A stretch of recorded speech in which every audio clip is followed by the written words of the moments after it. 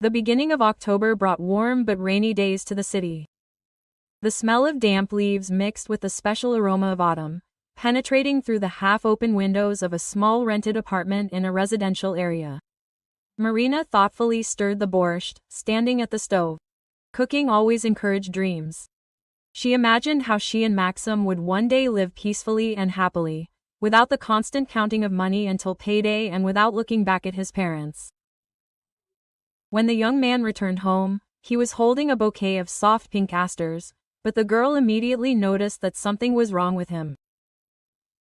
"Welcome." Marina wiped her hands with a kitchen towel and reached for the flowers. "How beautiful. Thank you. Only flowers are given with a different mood, right?" Maxim carefully placed the bouquet on the kitchen table and sighed heavily. "Father invited us to visit today," the guy said, nervously rubbing his palms. "This is great news. So, we'll finally tell them about the wedding." The girl smiled, but immediately noticed how his face frowned. "Yes, but be prepared.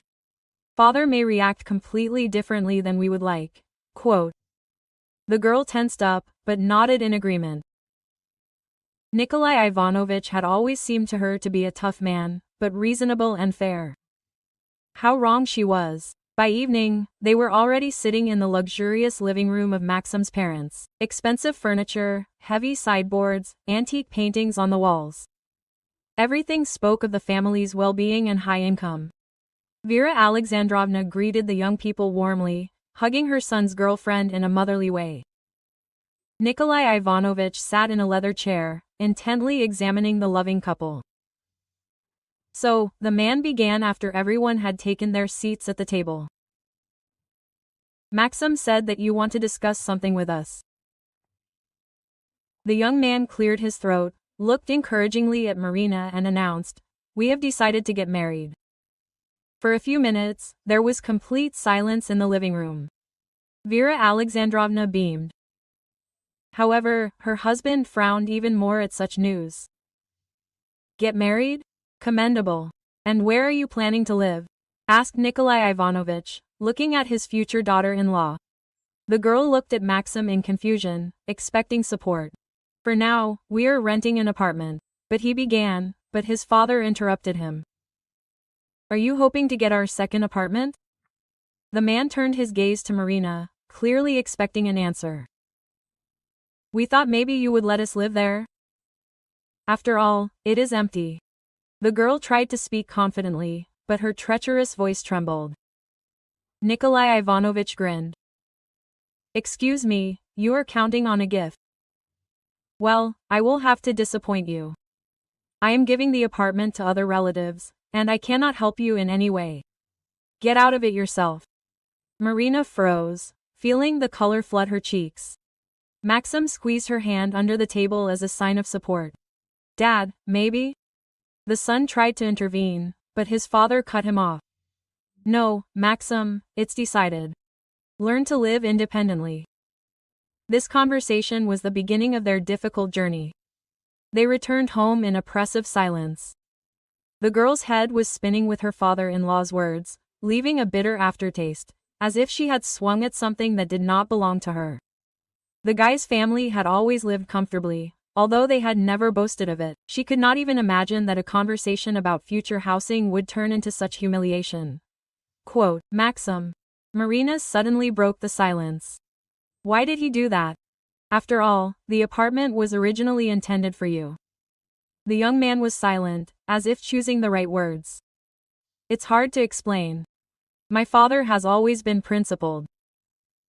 He is convinced that everything must be achieved by one's own efforts. Even I, his only son, cannot hope for an easy life. But we are not talking about a handout." The girl hesitated. "This is our family, our future." Maxim stopped, turned to the bride and took her hands in his. "I understand everything, and I will find a solution, Marina, just trust me." Her heart sank.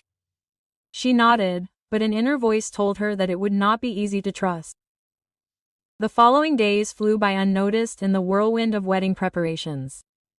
Marina immersed herself in endless dress fittings, consultations with decorators and compiling a festive menu. Maxim, on the contrary, seemed to distance himself from all this fuss. He increasingly stayed late at the office, avoiding conversations about the upcoming life. The unspoken things between them grew with each passing day. One evening, when Marina was leaning over the computer, looking through the options for wedding dishes, the front door creaked quietly. Maxim, tiredly lowering his leather briefcase, sat down opposite. Quote, "We need to discuss something," the young man said in an unusually serious tone. A chill ran down the girl's spine. There was some kind of doom in his voice. What happened? The guy rubbed himself tiredly, collecting his thoughts. I talked to my father again. He will not change his mind. He will not give us the apartment. We can forget about it once and for all. And what should we do next? Marina did not expect such a turn of events. I think we will have to continue renting. I will try to save up for the first payment on the mortgage as soon as possible. It's funny. It takes years to buy an apartment. And your father could easily solve our problem in a couple of weeks. Why is he refusing to help? The guy continued to remain calm. He calls it a life lesson. He thinks that we should achieve everything ourselves. Marina stood up and went to the window, trying to hide the tears that had come to her eyes. A life lesson. And what does Vera Alexandrovna think? She shares his position. Mom never argues with Dad. She accepts all his decisions. The girl took a deep breath, trying to calm down. She could not blame Maxim. He was caught between two fires. But in her soul, bitter disappointment grew in the family, which, it seemed, did not want their choice and aspirations. Vera Alexandrovna tried to convince her husband to reconsider his decision. Every evening she found new arguments. Quote, Kolya, he is our only son, the woman said, sitting down in the armchair opposite. They are young, they need support. Don't you want the children to start life with fewer difficulties? Look how hard Maxim tries, how much he works. Nikolai Ivanovich frowned with displeasure. The man put aside the documents he was looking through and turned to his wife. Vera, I raised my son so that he could cope with difficulties. If I give them an apartment now, they won't understand anything. It won't teach them to value work and achieve goals independently. But these are not strangers, Kolya. Vera Alexandrovna came closer and put her hand on his shoulder. This is our family, our blood. Marina is such a good girl. She loves our son so much. Isn't that the main thing? So what? The husband cut her off, grinning. A family should not be a means of obtaining material benefits. Let them learn to live by their own minds. This is my final decision. The woman fell silent. There was no point in continuing to argue. A few days later, Marina and Maxim went to meet the owner of the apartment they were planning to rent. It was a cozy but tiny two-room apartment on the outskirts of the city. The owner offered them an adequate price, but the girl found the apartment cold and alien. She had no choice, their budget was very limited. After inspecting the apartment, the young people went outside. The October wind was driving wet leaves along the sidewalk, which made her soul even more sad. Quote, Are you seriously thinking of this as our home?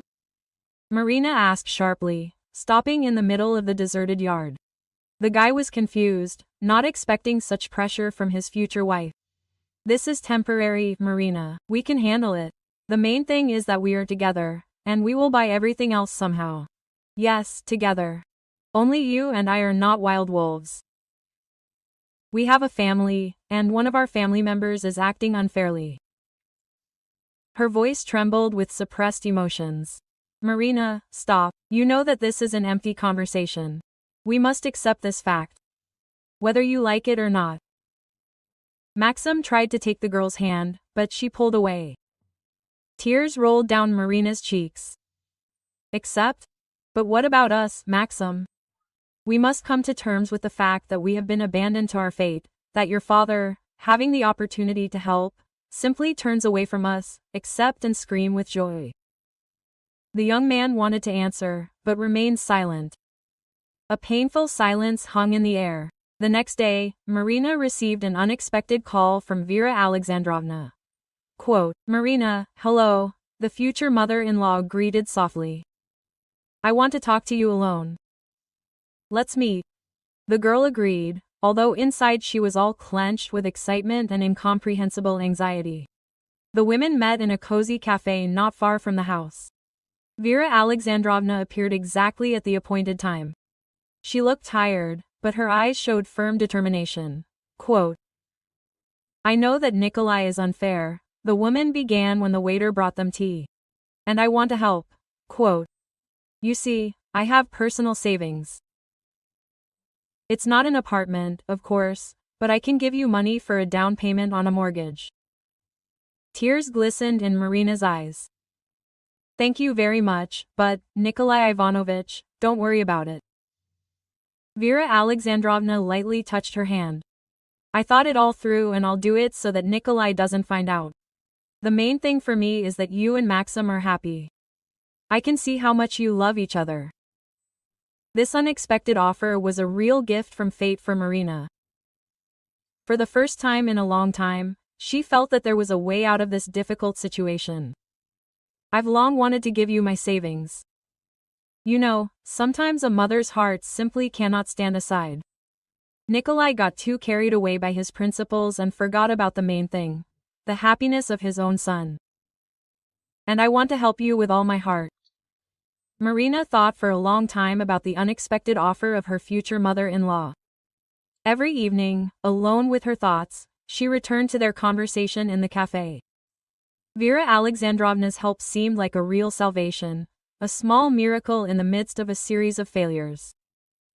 However, the need to hide financial support from Nikolai Ivanovich and Maxim caused vague anxiety and a feeling of guilt. After several sleepless nights, the girl decided to accept money from her mother-in-law. At that moment, she understood that her life with Maxim would never be the same. The unknown awaited her, but she was ready to do anything for the sake of her own home. The next day, Vera Alexandrovna invited Marina to her home, choosing a time when Nikolai Ivanovich was at work. Svekrov took a thick envelope from an old secretary. It contained neatly folded bills. "You know, Marinochka," the future mother-in-law said quietly, sitting down next to her daughter-in-law on the sofa. "I've been saving this money for many years, saving on everything. On new clothes, on vacations, even on my little feminine joys. I always knew that the children would need it." Her eyes filled with warmth as she carefully placed the envelope in Marina's hands. Then, as if remembering something important, she squeezed her daughter-in-law's hand tightly. Quote, "I just ask you one thing, dear. Don't tell Maxim the whole truth yet. Let him think that this is the result of your efforts. Agreed?" Marina nodded, feeling a lump in her throat. She was infinitely grateful to her mother-in-law for such support, but at the same time a strange feeling of anxiety settled in her soul. The girl understood that now she would have to play a double role. It seemed wrong, but she had no choice. With the down payment in hand, Marina and Maxim went to the bank to apply for a mortgage. The answer came quite quickly. The loan was approved in 2 weeks. By the end of the month, they had already signed all the documents to buy a 2-room apartment in a new area. Maxim did not hide his joy. He walked around the rooms every now and then, figuring out where to put what, and constantly repeated how great it was that they managed without their parents' help. And Marina silently nodded in response, feeling how heavy her soul was from this reticence. One evening, sorting out cardboard boxes with things right on the floor of their new apartment, the guy suddenly said, "It's incredible, right? We managed on our own, without Dad's support. Just the two of us." Marina felt pity in her heart. Lowering her eyes, she quietly answered, "Yes, just us." It was becoming increasingly difficult for the girl to remain silent. She knew that sooner or later everything's secret would become clear. Almost half a year passed. Marina had almost gotten used to the idea that she would have to hide her mother-in-law's help from everyone. She tried not to think about it, busying herself with arranging the apartment and getting used to her new life. But one evening, everything changed. Around 8 p.m., the doorbell rang. Nikolai Ivanovich was standing on the threshold. "Good evening, Marina. Is Maxim home?" His voice was reserved, but without obvious hostility. "Yes, please come in," the daughter-in-law babbled quietly. The man entered the living room, carefully examining the room. A surprised Maxim came out of the bedroom. "Father, what brought you to us at such a time? Has something happened? I decided to take a look at your place. You have settled in well, and you did it all yourself." The girl felt her pulse quicken. There was some subtext in his tone. Quote, "Of course, our own," Maxim answered proudly. Nikolai Ivanovich grinned and turned to his daughter-in-law. "By the way, Marina, thank you. Vera told me how you convinced her to help." "A clever idea." The girl turned pale. An oppressive silence hung in the room. Maxim froze in place. "What are you talking about?" The guy's voice became worried. "What help?" Marina wanted to say something, but Sver beat her to it. "Didn't you know? Your mother gave you the money for the down payment. You bought the apartment only thanks to her efforts." The young man slowly turned to his bride. The main thing now was not to let him down. "Is it true?" The girl tried to explain. "Maxim, I was going to tell you, but I didn't." The groom cut her off abruptly. She felt her eyes fill with tears. She had to withstand this blow. Everything was turning into some kind of ridiculous performance, where one lie gave birth to another. "I was afraid of your reaction, and your mother just wanted to help us." Maxim turned to the window and was silent for a long time. His father stood to the side and carefully watched what was happening. Quote, "Okay," Maxim finally said, "nothing can be changed now." After his father left, the young man did not say a word. Marina was also silent all evening. She saw that Maxim needed time to think everything over. Only yesterday they were happy about the new apartment and so many changes, and now there was a heavy silence in the house that made her feel uneasy. The idol they had so carefully created was under threat, and now Marina had to restore trust in their relationship. Only the next day the young man was the first to break the silence. "Marina, I understand your motives and the fact that everything did not turn out as you planned. But let's come to an agreement. No more lies, neither between us, nor in our relationship with our parents. This is really important to me, otherwise we will not be able to be together." The girl nodded in agreement, feeling the heaviness of her soul fall. "I promise that there will never be any secrets again." Never. Over time, everything worked out. She and Maxim stopped arguing over trifles, began to talk more and understand each other better. The mother-in-law often came to visit, help with household advice, and was simply happy to watch them settle into their new place. The relationship with the father-in-law also changed. Of course, he was unhappy that his wife had secretly given him money, but he began to treat Marina warmer. This story taught them a lot. They not only overcame it, their union became stronger than before. One evening, sitting on the balcony of their apartment, Marina and Maxim admired the city lights. "You know, we still manage together, and I am carelessly grateful for what we have." Marina smiled, for the first time in a long time, feeling complete harmony and confidence that they really found their place in the sun. "Why?"